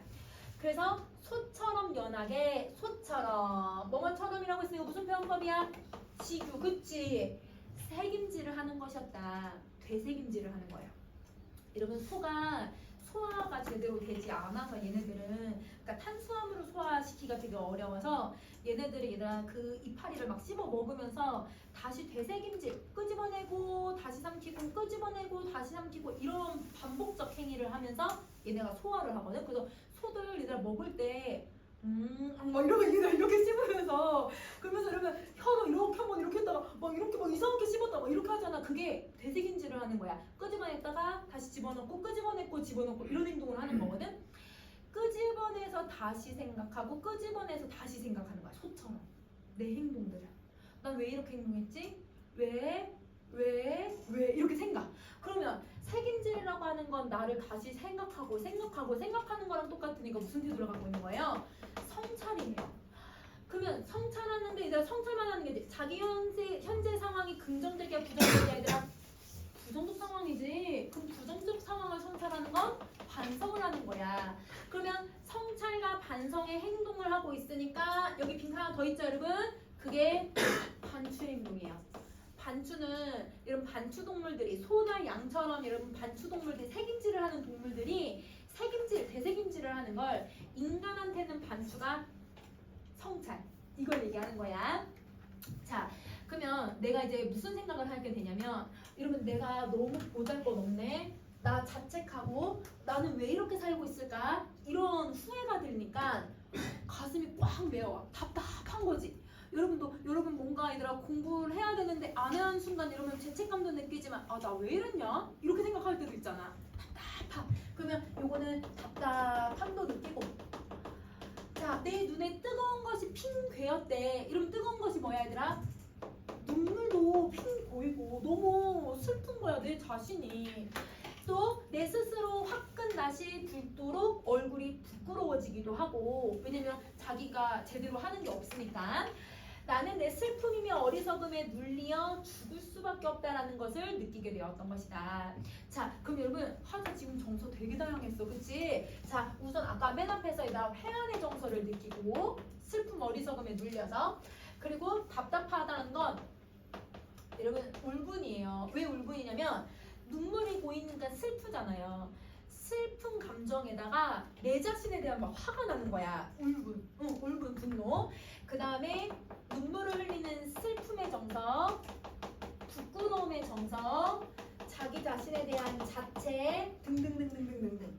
그러면 이런 정서들로 인해서 자기 인생이 얘들아 뭔가 긍정적으로 느껴지는 게 아니라 자기 인생이 보잘것없다고 생각이 드는 거야. 절망을 하는 거예요. 그러면 자신의 감정이 이러면 이렇게 절망감, 포기하고 싶은 감정이 이렇게 아래로 내려가는 게 극이 다르다 보니 뭐까지 생각하냐면 죽음까지 생각하는 거야. 근데 여러분 죽음이라는 건 내가 살고자 하는 의지가 생기는 거잖아. 이러면 그러면 의지의 반대말이 나타나야 되거든. 삶을 포기하는 거야. 이러면 포기하는 게 무슨 태도지?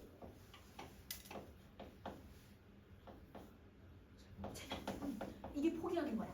그러니까 화자는 아주 복합적인 감정이 막 북박쳐 올라서 절망감을 느끼니까 죽음까지, 즉 체념을 하기 시작을 하는 거예요. 알겠죠? 자, 그러면 만약에 정서를 그래프로 그린다고 하면 얘가 지금 이 19번째 행이 이 감정이 최고야 최저를 찍어야 돼? 가정 최저를 찍어야 되더라. 알겠지? 자, 그 다음 거 가세요. 20번.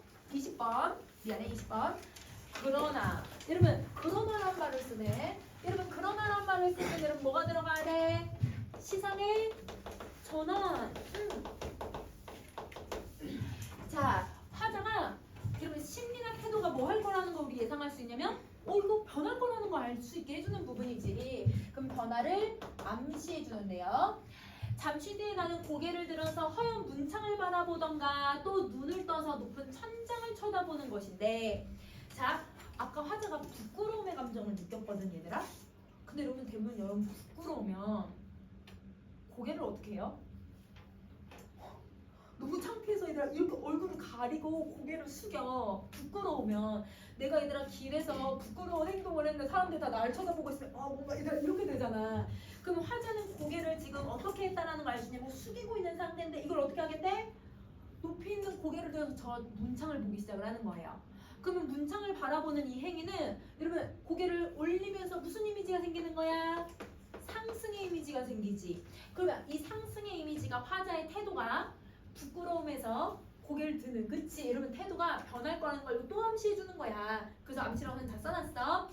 자, 이때 나는 내 뜻이며 내 힘으로 나를 이끌어가는 것이 힘든 일이라는 것을 생각을 하고, 자, 화자는요, 나는 내가 내 의지대로 살아갈 수 있는 건 아니구나. 그러면 여러분 우리가 현실을 살아가다 보면 여러분 내가 내 노력에 의해서 여러분 개선하고 더 나아갈 수는 있어. 그런데 한계는 있거든요. 그럼 예를 들어 볼게요. 만약에 선생님이 이러면 선생님이 엄청 잘하는 건 아니지만 이런 선생님이 체육 시간에 대부분 다 A를 받았거든. 근데 이러면 A를 받았는데 이러면 그 체육에서 시험 말고 내가 이제 실기로 많이 잘 받았단 말이에요. 우리 중학교 때 띵틀 넘기는데 띵틀을 개수에 따라서 이걸 다르게 했거든요. 근데 내가 반에서 여자애들 반인데 여자반 되게 잘했어. 근데 여기서 내가 몇 미터까지 1m 60, 그러니까 내 키만큼 되는 것까지 해봤거든. 근데 1m 70 이거는 한 5번 하면 이러면 한 2번은 넘는데 3번 못 넘어. 근데 이제 그 이상은 안 되는 거예요. 근데 아무리 내가 그걸 뛰어서 넘어가 보려 해도 안 돼요. 체육 시간에 아무리 뛰어도 안 돼요. 안 돼. 왜? 내 신체적 한계가 거기거든요. 그러면 아무리 노력하고 어떻게 해도 선생님이 이렇게 해봐 이렇게 해봐 이렇게 알려줘도 못해. 딱 거기가 내 한계야. 근데 여러분 내가 인생을 살아가면서 얘들아 내가 노력해서 되는 것도 많겠지만 안 되는 것도 있거든요. 한계가 있거든요. 왜? 나의 어떤 신체적인 한계나 아니면 나에게 주어진 한계가 있을 수 있거든요. 그러면 여러분 화자는요. 내가 내 뜻대로 내가 살아가는 게 힘들다라고 생각하는 건 자신의 살아가는 어떤 한계를 느끼게 된 거예요. 그러면 이 한계를 느끼는 걸 여러분 부정적으로 보실 필요는 없어요. 자, 우선 이거부터 쓸게요. 무기력한 자기 자신. 왜? 아무것도 안 했으니까 그거라고 봐도 되지만 현실적 한계를 여러분 화자는 뭘 하고 있는 거냐면 수용을 하고 있는 거야. 자, 현실적 한계가 수용을 한다는 건 내가 못한다는 걸 받아들이는 거예요. 그럼 내가 못하는 걸 받아들이니까 그럼 내가 체육 시간에 이건 이렇게 했으니까 그러면 이 정도면 내가 만족하고 근데 다른 거에서 이걸 더 받아야지 뭘 이걸 해야지 이렇게 생각할 수 있거든. 그러면 이 표현은 여러분 부정적인 말이 아니야. 아까 선생님이 얘들아 이 남시주동 박시봉방에서 제일 어려운 부분이 그러면 그러나 다음 부분이라고 했잖아요. 이 부분이고 이거거든요. 이걸 한계를 수용하는 걸 대부분 친구들이 부정이라고 생각하더라고요. 왜? 내 한계점을 인식을 하는 거니까 내 한계를 인지해? 그럼 내 한계가 있다는 뜻인가? 나 부정적인 거네. 이렇게 생각해. 사람은 한계가 있을 수밖에 없어. 사람은 여러분 전지전능한 게 아니니까 계속 올라가지는 못해. 물론 어떤 분야에서는 정말 높은 이런 경지에 오를 수는 있겠지만 모든 걸 다 잘할 수는 없어. 사람은 한계가 존재하는 거거든. 그러면 그 한계를 인지한다는 건 이런 부정적인 표현이 아니에요. 나를 객관화해서 보는 거예요, 여러분. 자기를 객관적으로 보는 행위인 거야. 그러면 여러분 자기 객관화가 잘 된 사람은 자기가 뭘 잘하고 자기가 뭘 못하고 자기는 그러면 이걸 하면 잘할 거고 이거 너무 잘 알아. 그럼 화자는 그 전까지는 자기가 어떤 존재인지 감당이 안 됐었는데 이제 그걸 알기 시작을 하는 거예요. 그러면 한계를 수용하는 게 얘들아 이거 부정적인 표현 아니야. 이거는 자기 객관화를 하겠다는 거예요. 근데 자기 객관화는 여러분 무슨 태도가 있어야 자기 객관화를 할 수 있을까요? 성찰이에요. 그럼 아까 화자가 성찰한 결과는 나에게는 주어진 어떤 환경적인 것들이 내 뜻으로 안 되는 것이 있을 수도 있겠구나. 내 한계를 받아들이기 시작을 하는 거야. 자기 객관화한 거야. 그리고 또 뒤에 부분 볼게. 이것들보다 더 크고 높은 것들이 있어서 나를 마음대로 굴려가는 것을 생각하게 되는데 그럼 여러분 내가 내 한계를 인지를 했는데 나를 사랑하게 만드는 것이 나보다 더 높고 더 큰 것이 있대. 그거는 신, 초월적 존재. 그러면 여러분 이게 초월적 존재 혹은 여러분 나의 운명. 그러면 내 운명은 어쩔 수 없이 나를 이끌어주는 역할을 할 거잖아요. 내 의지대로 가는 게 아니라. 그럼 내 운명이 있어서 나를 살아가게 만드는 건 저였구나. 그러면 여기서 여러분 화자는 내 뜻이면 내 힘으로 왜 못 사냐면 얘네들이 나를 이끌어주고 있어서 그래. 근데 이 운명은 여러분 내 힘으로 어찌할 수 있는 게 아니잖아요. 내 힘으로 막아낼 수 없는 불가항력적인 여러분 이 운명에 대한 인식을 화자가 하고 있는 거다. 이렇게 생각을 해줘야 돼. 여러분 이걸 부정적으로 볼 필요는 없어. 화자는 자기에게 주어진 환경을 받아들임으로써 객관적으로 자기를 되돌아보는 거야. 자, 그러면 옆에 그럼 어떤 가치관이 들어가면 어쩔 수 없는 운명에 의해서 자기의 삶이 이끌려 왔다라는 걸 이제 받아들였잖아요. 그러면 이걸로 여러분 우리 무슨 가치관이라고 하냐면 운명론적 가치관이라고 하는 거죠. 운명론적 가치관이야. 자, 그러면 여러분 24번 볼게. 이렇게 해서 여러 날이 지나는 동안에 그럼 여러분 여러 날이 지났으니까 여러분 뭘 하고 있는 거냐면 시간이 변했다. 시간의 경과야. 자, 내 어지러운 마음에는 슬픔이며 한탄이며 가라앉을 것은 차츰 앙금이 되어서 가라앉고. 그럼 아까 얘들아 우리 이 슬픔과 한탄이 여러분 아까 위에서 그런 앞부분에서 두 글자로 뭐라고 했더라? 나에 대한 회한. 이 회한의 감정이 그러면 앙금이 되었대요. 앙금이 되었으니까 얘들아 이렇게 가라앉네. 무슨 이미지를 쓰는 거야? 화광의 이미지를 쓰지? 화광의 이미지를 사용하면서 운명에 대한 여러분 자기가 아까 뭘 했냐면 운명을 받아들여야 되는 거구나. 나에겐 한계가 있을 수 있구나. 깨달은 거거든요. 그러면 그 운명에 대한 깨달음이 가져다준 마음이 얘들아 내가 지금 막 회한의 감정이 막 얘들아 이렇게 휘몰아치는 상황일까요? 아니면 감정이 해소가 된 거예요? 감정이 심화된 게 아니라 해소가 된 거죠. 정화가 되는 거야. 감정이. 그러면 여러분 이 사람은 현실을 수용한 게 얘들아 부정적인 게 아니야. 왜냐면 감정에 정화가 일어난 거거든요. 그러니까 여러분 심리적으로나 정신적으로 좀 더 성숙해진 거죠. 자, 그러면 다른 감정들은 다 진정이 됐고 무슨 감정만 들어? 외로운 생각만 돼. 왜? 가족 없잖아 얘들아. 나 혼자 지내고 있잖아. 그러니까 외로운 감정만 들 때쯤 더러 나주선에 살랑살랑 사랑눈이 와서 문창을 치기도 할 때가 있는데 자 그럼 보세요. 여러분 화자는 지금 이렇게 방에서 이렇게 창문을 아까 고개를 들어서 창문을 보고 있었다고 했지? 그러면 화자는 여러분 이렇게 앉아서 요거 이렇게 보고 있는 거야. 근데 여러분 이 창문이 지금 어떻게 되더라? 눈이 막 와가지고 여러분 이 집이 되게 누추한 집이잖아요. 그러니까 문이 막 다그락다그락 눈이 살랑살랑살랑 네 쌀랑 눈이 맞는 소리가 계속 들리는 거야. 눈을 얘다 맞는 창문을 바라보고 있어. 근데 이때 얘가 어떤 상황이라고? 외롭다라고 하는 감정만 느끼고 있을 때. 자, 나는 이런 저녁에 화로를 더 다가껴. 왜 화로를 더 가까이 다가오게 만들까? 눈 오니까 더 춥잖아요. 너무 추워서 얘들아 화로를 더 다가끼며 무릎을 꿇어보는 거예요. 자, 그러면 이 쌀랑눈은 나를 더 춥게 만들어 버리는 거잖아, 얘들아. 그러면 여러분 아까 선생님이 앞에서 세모 표시한 거 2개 있었어. 누구 있었지? 바람, 추위.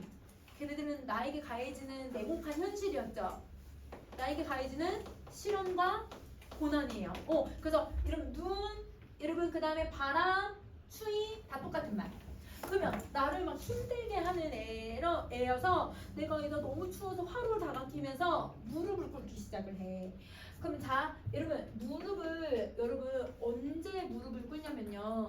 내 죄를 뉘우칠 때. 응? 여러분 혹시 또 언제 무릎을 꿇냐면 내가 얘들아 공손한 행동을 해야 돼. 왜냐면 우더른이 있으면 우더른 앞에서 얘들아 무릎 꿇어서 앉는 경우들이 있거든 얘들아. 그러니까 공손한 행동을 해야 될 때. 자, 그 다음에 세 번째, 어떤 종교든 신에게 기도할 땐 다 무릎 꿇어요. 그러면 여러분 신에게 기도를 할 때. 그러면 여러분 지금 봐봐. 화장은 아까 얘들아 자기 잘못을 반성하고 있었어? 반성 안 했어? 반성했지. 그러면 여전히 자기 잘못을 반성하기 위해서 무릎을 꿇었다고 봐도 되고요. 근데 누구한테 공손하게 보일 필요가 없잖아요. 그쵸? 이건 아닐 거고.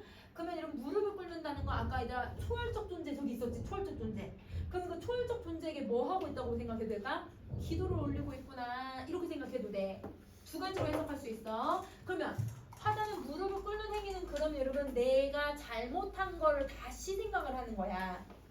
성찰. 여러분 잘못을 뉘우치는 게 뭐지?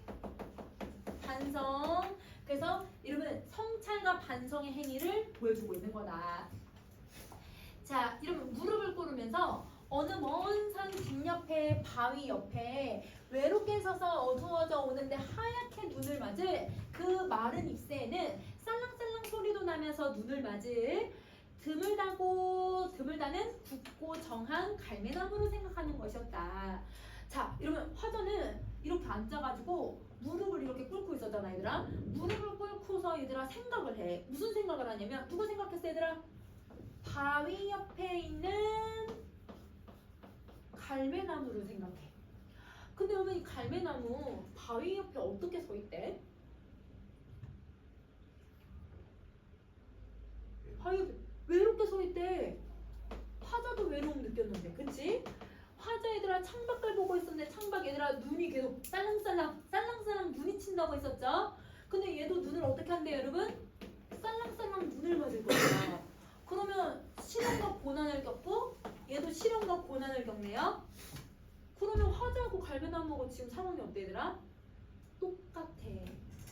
그러면 여러분 이건 감정이입은 아니야. 왜? 왜 감정이입이 안 돼? 얘한테 정서가 느껴지진 않잖아요. 이건 동일시야. 동일시. 그래서 여기서는 동일시를 하고 있구나.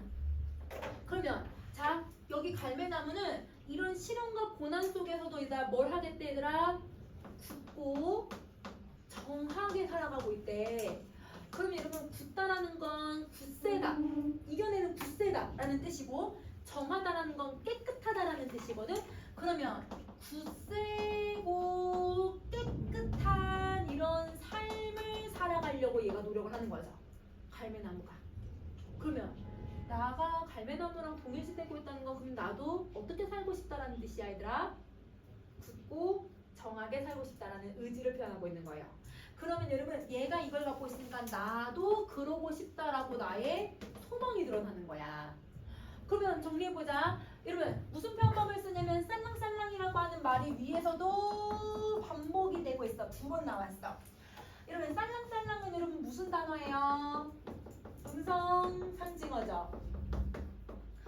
여러분 무슨 이미지 가지고 있어야 돼요? 청각적 이미지 가지고 있죠. 자 그러면 청각적 이미지로 시련과 고난을 표현한 거야. 그치?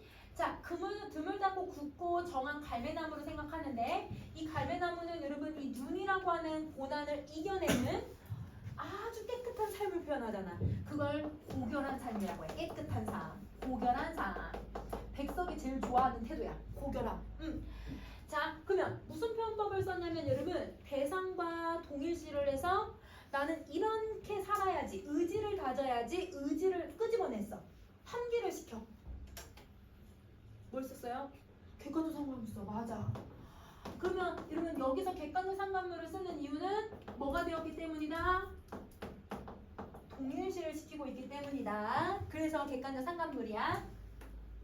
자, 자신의 지난 과거에 대한 성찰과 반성을 한 이 화자가 여러분 내가 제일 바라는 삶의 모습이지. 얘처럼 살고 싶다. 지향, 이상향, 지향. 그러면 여기서 그러면 화자는 어떤 의지를 갖고 있냐면 이런 시련과 극복을 나도 이겨내야지. 극복이지. 칸 좀 닿지만 극복이지. 그리고 여러분 미래를 아까는 절망하고 있었잖아요. 근데 여러분 지금 절망하고 있는 걸까요? 나 이겨내겠다라고 뭘 갖고 있냐면 절망의 반대 희망. 희망적인 태도를 갖고 있는 거고. 여러분 나 꿋꿋하게 이겨낼 거야. 그 자리에 서서 꿋꿋하게 이겨내는 태도를 의연하다라고 해. 의연하다. 내가 꿋꿋하게 이겨내는 거. 그러면 이런 의연한 태도로 여러분 내가 살아가겠다라고 얘기를 하고 있는 작품이에요. 그러면 여러분 이 작품은 그러나를 통해서 시상의 전환이 딱 일어나고 그 시상의 전환을 통해서 이렇게 살아야지 다짐을 하고 있는 작품인데 여러분 아까 그 현실을 수용하는 거 부정적인 말 아니야. 그걸 얘들아 말을 계속 바꿀 거야. 그러면 그거를 잘 해석해야 돼. 알겠지? 그래서 문제풀이 하면서 그거를 설명하고 있는 문장들을 잘 정리해주면 될 것 같아요. 오케이. 그러면 오늘은 여기까지 하시고 네, 여기까지 해볼게요. 13쪽 아니에요? 어? 13쪽이요? 아, 13쪽. 그러니까 그 13쪽에 이러면 실현에 굴하지 않고 의지를 들어야 되고 객관적 상관은 누구야? 갈매나무. 그럼 시상 정리 방식은 뭐가 써야 돼? 시상의 전환. 그치. 그렇게만 정리해주면 돼. 시상의 전환하고 갈매